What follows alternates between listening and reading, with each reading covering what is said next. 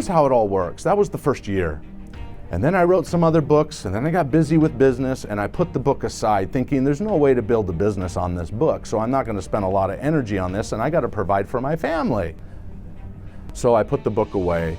And then about 5 years later, I pulled it out and I said, hey, I had a ghostwriter take the screenplay and flush it out into a novel. And as he would send me the chapters, although it was good, it wasn't my vision. And so after months later and a few dollars, I stopped that process. I even had an artist draw images for me, but the artist I had do it had pointy ears like they were elves and stuff, and I thought, that's not the image I have for the Robinsons. I mean, you know, and I paid $300 for each one of those images. It was expensive. So then I put it on hold again, and then it was May 2013. This impression came to me that said, TJ, finish the book, get it done. And so I pulled the book out, and it was just chicken scratch still, but I worked on it, and I sent it, who's not here today, she lives out of state. Renan helped me take those first chapters and make them grammatically correct, because it was a mess. But she helped me clean it up, and if you could see those pages that she marked up, there is more of her markings on those pages than there are of my own. I mean, really ripped it apart. And I would just back up just a second. Right here I have a copy of one of the screenplays that I wrote, and this is the one Stacy reviewed, and she looked at and gave me some pointers, and I updated it. So there you can see a little bit of what a screenplay will look like. It's 122 pages, and it's already done. And so to take that into a novel is really a big, big step. It's a whole different thought process. And by the way, when I was writing it in the early beginnings, I downloaded some of my favorite movies and their screenplays, and I dissected them. I went to work studying how did they describe scenes and how did they describe the action scenes and so forth. I'll just give you a few names. Pirates of the Caribbean I studied. I studied Last of the Mohicans. I studied Rambo. I thought, hey, my story is really about David and Goliath. You know, it's about a small family having to defend their home. But in 2013, after Renan helped me, one of the concerns she had was, besides cleaning up the grammatical issues, was she said, you know what, I don't know that you have all your historical facts correct. I had Elizabeth in the book, who is Ernest's fiance with long brown hair, blue eyes, and the hair was long and wavy, and they would go off into the sunset together holding hands. But back in the 1800s, people didn't go alone to do those things, right? And so I knew that another friend of mine who's very bright, she loves this genre and time period of books. So I said, would you read it? So Chrisette Spengler, would you stand up, please? So Chrisette, thank you. So Chrisette took the book and she ripped it apart too, all right? She said, you gotta correct this and this and this and this and this, because my goal was to make it authentically correct for the time period. And then I had another friend, kind of a sister, if you will, Pam. So Pam is in the back. Would you raise your hand, Pam? And she read it, and she corrected a few things in it, a number of things.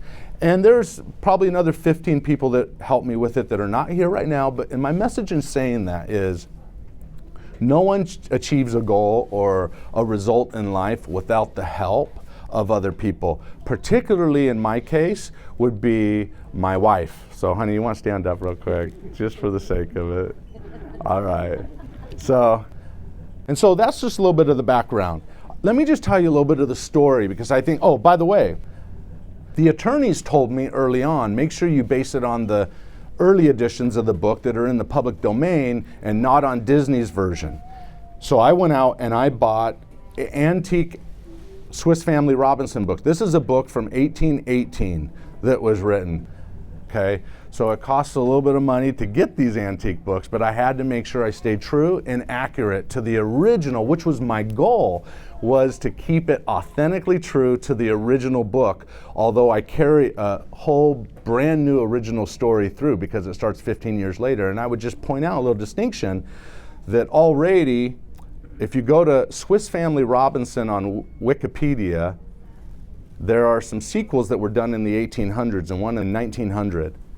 And it already has my name listed as the newest sequel ever, which is 100 years old, right? So it's been 100 years since the last sequel. Let me tell you a little bit of the story. I think the story is really important. So the Robinsons landed in about 1798. They were leaving a revolution that was taking place in Switzerland and in Europe, and they wanted freedom. Ultimately, they wanted to worship the way they wanted to worship, and they wanted freedom to live the way they want to live. And they wanted, a distinction was they wanted to also own their land. So they first went to England, did not find what they were looking for, and they left England and went to, they learned that they could go to Australia and own land. So they went there. On their way, they were shipwrecked, as you know, the original story. Well, it mentions in the book that Ernest wanted to be a part of the Royal Navy, and that's where my book picks up. Ernest goes and decides that he's going to be a lieutenant in the Royal Navy.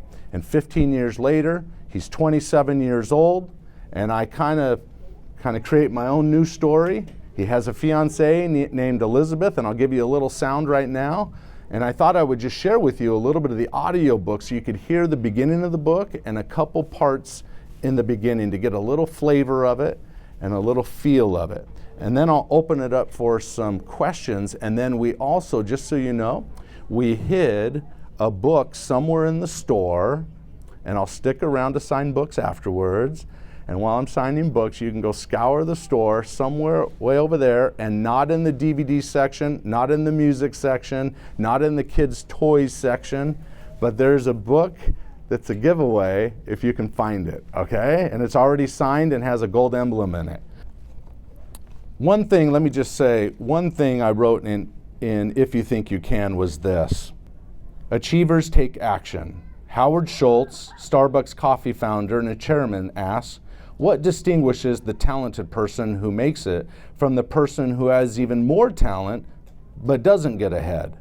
Part of what constitutes success is timing and chance, but most of us have to create our own opportunities and be prepared to jump when we see the big one others can't see. And I saw the big one that for over 100 years no one else could see. And maybe they saw it, but they didn't take the discipline and the fortitude and the vision and make it into a reality. And that's what you're able to participate in a little bit today. I'm so thankful that you guys are here. So let me just start a couple chapters, and if I can indulge you with a little bit of the reading of the book. Chapter 1. Off the southern coast of Spain, February 1815. A thundering blast rolled across the choppy waves, followed by the scream of a cannon that slams into the ocean 40 yards shy of the HMS Royal George, sending a plume of water into the air.